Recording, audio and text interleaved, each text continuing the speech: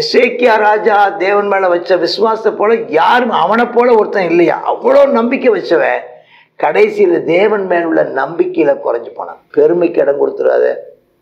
அதனால தான் அந்த எபிரேயர்கள் புத்தகம் 3ஆம் அதிகாரத்துல ஆமென் ஸ்தோத்திரம், அவிசுவாசம் உள்ள பொல்லாத இருதயம் உங்களுக்குள் வராதபடிக்கு எச்சரிக்கையா இருக்கு. தேவன் மேல அவனுக்கு அந்த விசுவாசம் குறைஞ்சிருச்சு. கர்த்தருடைய பரிசுத்த நாமத்திற்கு மகிமை உண்டாவதாக. 2 நாளாகமும் 32.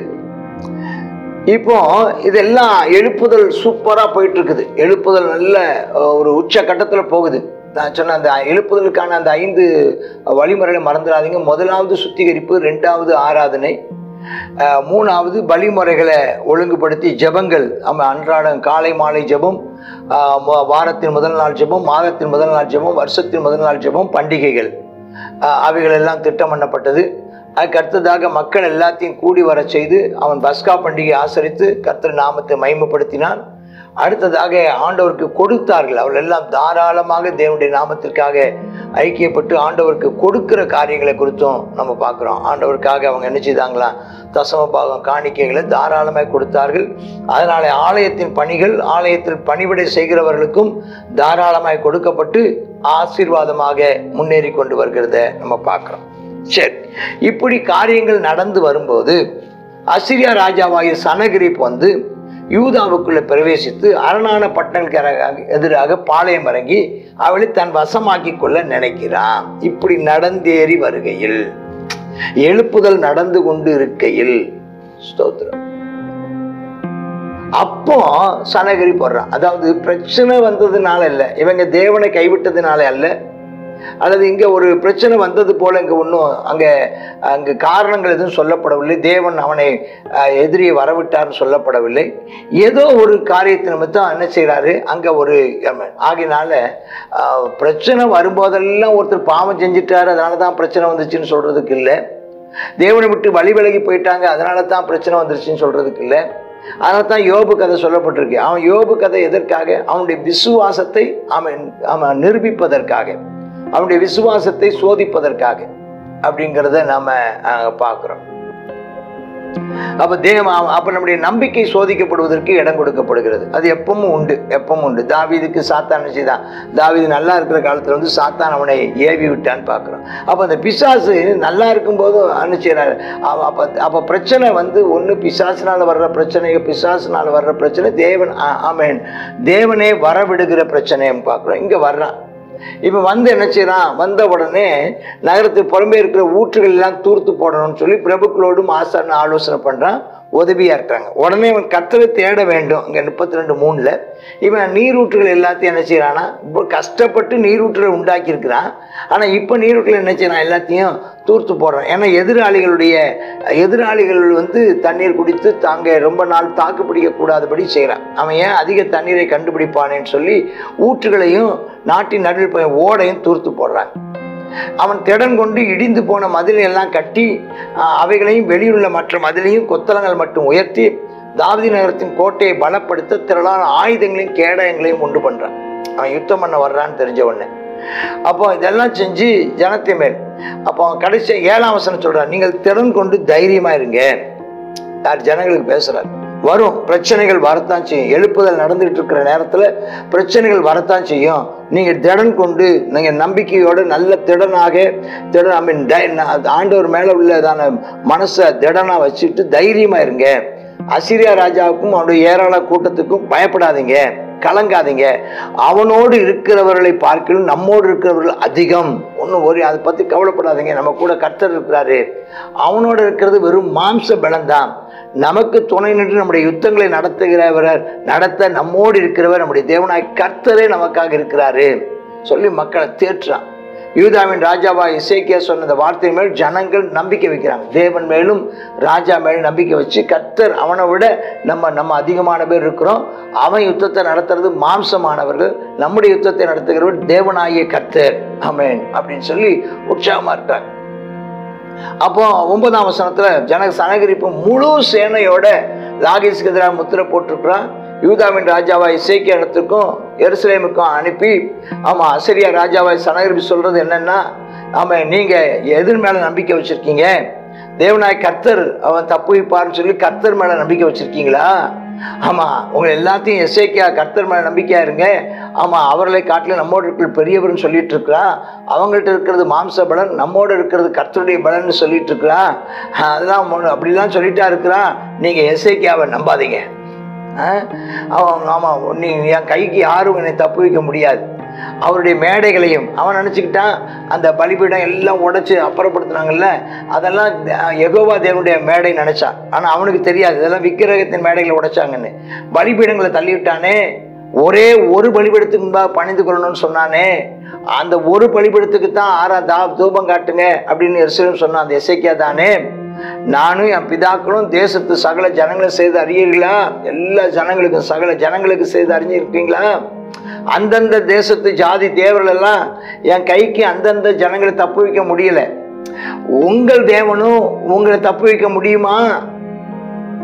ஆமா, என் பிதாக்கள் பாழாக்கின அந்த ஜாதியுடைய எல்லா தேவர்களையும் எவன் தன் ஜனத்தை என் கைக்கு தப்பு வைக்க பலவானா இருந்தான்.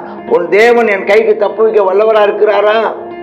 இப்போ சொல்றேன், யாரு சகோதரராஜ சொல்றேன், எசேக்கியா அவங்களை வஞ்சிக்க பண்றான். இந்த தேவனால என்னை ஜெயிக்க முடியும், என்னை யாரும் ஜெயிக்க முடியாது, கர்த்தரும் முடியாது. அதை பார்வோன் கேட்டான் பாருங்க, கர்த்தர் யாரு? அவர் வார்த்தையை கேட்டு உன்னை விடுவிக்கிறதுக்கு அந்த தேவன் யார்? கர்த்தர் யாருன்னு கேட்டான். அது மாதிரி இவன் சொல்றான், எசேக்கியா வஞ்சிக்க விடாதீங்க, இப்படி போதிக்கவும் இடம் கூடாது. அவன் பிரெயின் வாஷ் பண்ணுவான், போதிக்க இடம் கொடுக்காங்க. கர்த்தர் அவங்களுக்கு பயப்படாதீங்க, திடன் கொள்ளுங்க, அவங்களோட இருக்கிற காட்டில் நம்மோடு இருக்கிறவர் பெரியவர், நம்ம யுத்தத்தை நடத்துகிறவர் நம்ம கர்த்தர் இருக்கிறாரு, அவங்க கூட இருக்கிற மாம்சபலன், நம்ம தைரியமா இருங்க, கர்த்தர் நம்ம கூட இருக்கிறார், நம்ம ஜெபத்தை கேட்பார்கள்னு சொல்லிட்டு இருக்கிறான். நீங்க அதுக்கெல்லாம் இடம் கொடுக்காதீங்க, நம்மளை நம்பவும் நம்பாதீங்க. எந்த ஜாதியின் தேவனும் எந்த ராஜ்யத்தின் தேவன் தன் ஜனத்தை என் கைக்கும் என் பிதாக்களின் கைக்கும் தப்பி வைக்க கூடாது இருந்ததே. எந்த ஜாதியின் தேவனும் முடியலையே. உங்கள் தேவன் உங்களை என் கைக்கு தப்பு வைப்பது எப்படி? அது உங்க தேவன் தப்பு வச்சிருவாரா? எந்த தெய்வமும் என்னை அவங்க தேவைப்படுதா? நான் எல்லாத்துக்கும் மேல நான் ஜெயிச்சு வந்துட்டேன். அப்போ அவனுடைய ஊழியக்கார தேவனாய கர்த்தருக்கு விரோதமா அவன் தாசனா எசேக்கியாவுக்கு விரோதமா பின்னும் அதிகமா பேசுறான், கேவலமா பேசுறான், நிந்தையா பேசுறான், அசிங்கமா பேசுறான். அப்ப 17 தேசங்களுடைய ஜாதிகளின் தேவர்கள் தங்கள் ஜனங்களை என் கைக்கு தப்புவிக்காதிருந்தது போல எசேக்கியாவின் தேவனும் தன் ஜனங்களை என் கைக்கு தப்புவிப்பதில்லை என்று இஸ்ரவேலின் தேவனாய் கர்த்தரை நிந்திக்கவும் அவருக்கு விரோதமா பேசவும் அவன் நிருபங்களை எழுதினான். அவள் அலங்கத்து மேல் இருக்கிற எருசலேமின் ஜனங்களை பயப்படுத்தி, இங்கே சொல்றதை விட அங்கே ரொம்ப சொல்லப்பட்டிருக்குது. எங்கே ராஜாக்கள் புத்தகத்தில் ரொம்ப கேவலமான வார்த்தையெல்லாம் பேசிட்டான். அதை என்ன சொல்றது, சில நேரங்களில் சில ஆட்கள் பேசி விட்றாங்க பாருங்க, இங்கே நம்ம ஊரில் பேசுகிற மாதிரி அந்த ரொம்பவும் கெட்ட வார்த்தைகளை எல்லாம் பேசி அவன் ரொம்பவும் அவங்கள மனமடிவடைய பண்ணுகிறான். பயப்படுத்தி கலங்க பண்ணி தாங்கள் நகரத்தை பிடிக்கும்படி அவளை பார்த்து யூத பேசுகிற மகா சத்தமிட்டு கூப்பிட்டு, ஆமா, மனுஷர் கைவேலையினால் செய்யப்பட்டதும் பூச்சக்கரத்து ஜனங்களால் தொழுது கட்டதுமா இருக்கிற அவன் தெய்வங்களை குறித்தெல்லாம் பேசுகிற பிரகாரமா எருசலேமின் மற்ற தெய்வத்தை கேவலமா பேசுற மாதிரி எருசலேமின் தேவனை குறித்தும் ரொம்ப மட்டமா பேச ஆரம்பிச்சிட்டான்.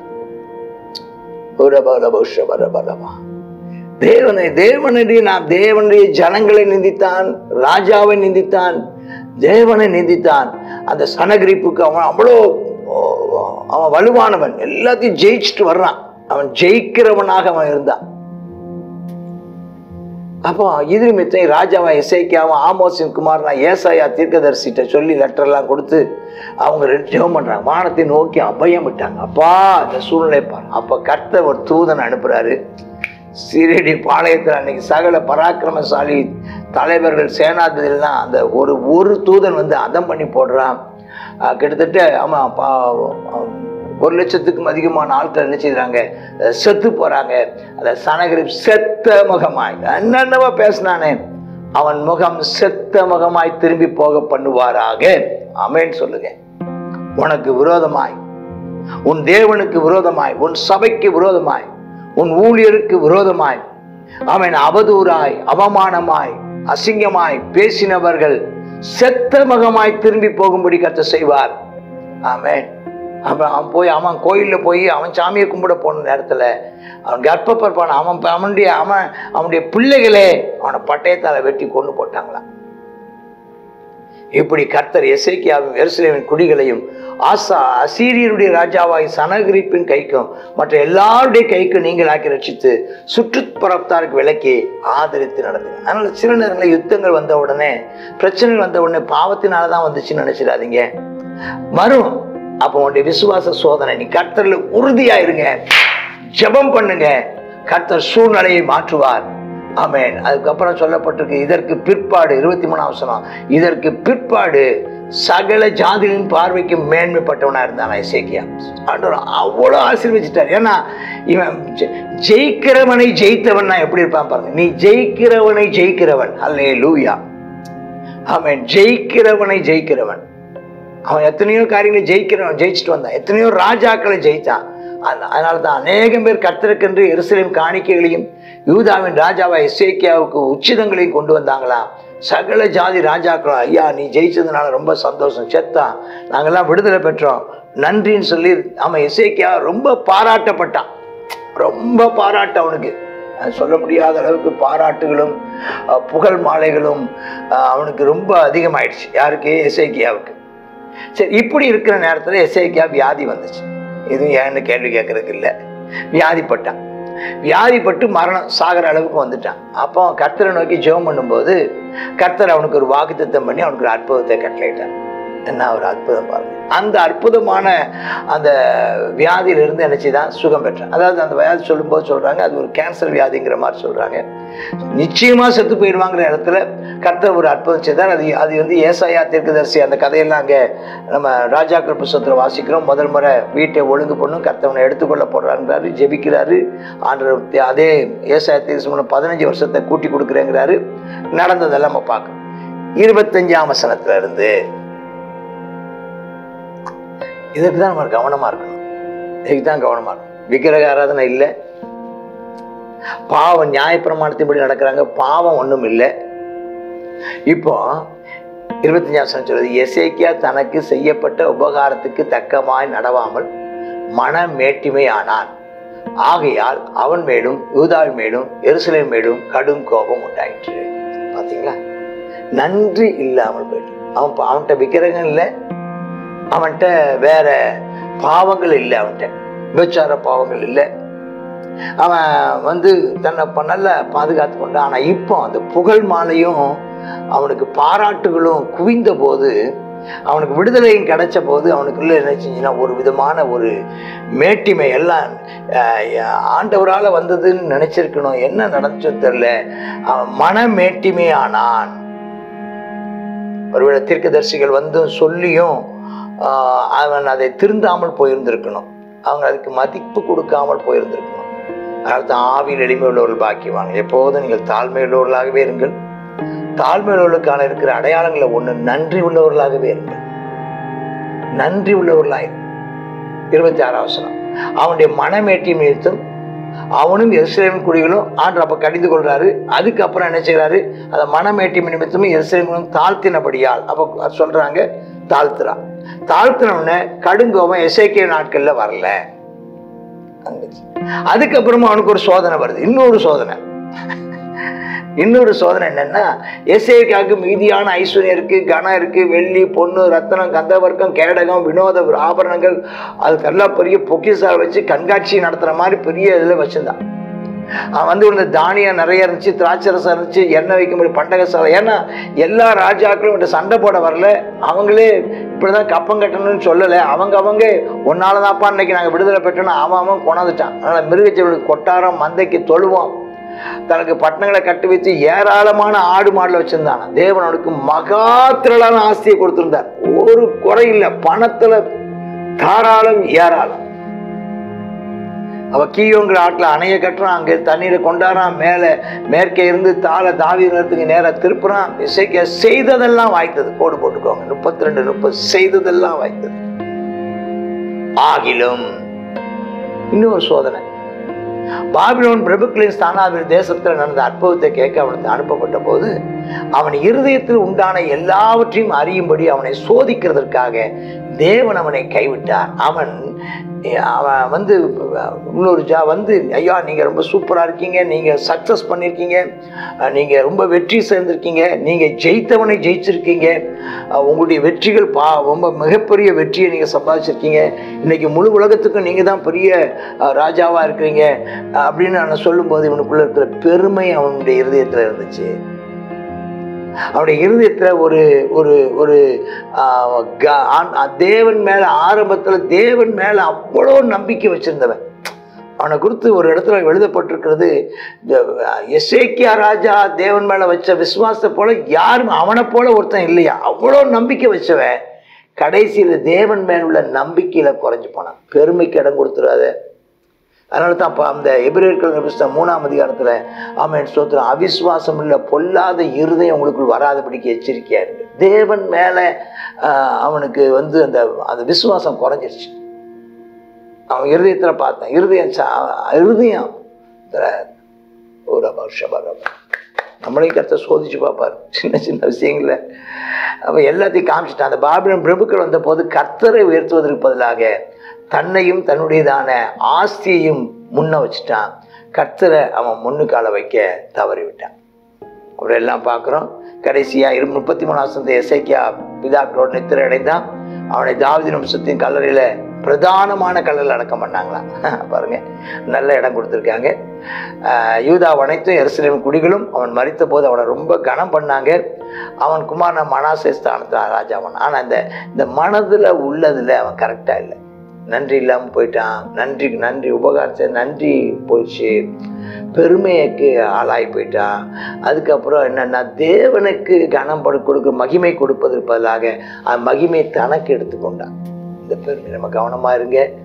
நம்ம கர்த்தர் உயர்த்தும் போது, கர்த்தர் நம்மை ஆசீர்வதிக்கும் போது, கர்த்தர் நம்மை ஓஹோ ஆஹா அப்படின்னு சொல்லி திரளாய் ஏராளமாய் நம்மளை ஐஸ்வர்யத்தோடு ஆண்டவரை ஆசீர்வதிக்கும் போது, நமக்கு வெற்றி மேலே வெற்றியை கர்த்தர் தரும்போது, ஜெயத்தின் மேலே ஜெயம் தரும்போது, நாம் நம்மை கர்த்தருக்கு முன்பதாக நம்மை தாழ்த்துவோம். நமக்கு சம்பந்தப்பட்ட எல்லாருக்கும் முன்பதாகவும் நன்றி உள்ளவர்களாய் நடந்து கொள்வோம். ஆமென் ஸ்தோத்திரம். கர்த்தர் நம்மை ஆசீர்வதிப்பார். நமக்கு சோதனைகள் வரும்போதும் கர்த்தரை நோக்கி அபயமிட்டான்ங்கிற மாதிரி எப்பவும் கர்த்தரையே. அதனால தான் தாவீது சொல்றார், நான் கர்த்தரை எப்பொழுதும் என் கண் முன்னால் வைத்திருக்கிறேன். அதனால தான் அடிக்கடி சொல்லுவேன், கர்த்தர் ஆசீர்வாதத்தை பின்னால தூக்கி போட்டுருங்க, கர்த்தரை மட்டும் முன்னால வைத்துக் கொள்ளுங்கள். கர்த்தர் உங்களை ஆசீர்வதிப்பாராக. ஆமென், ஆமென். God bless you.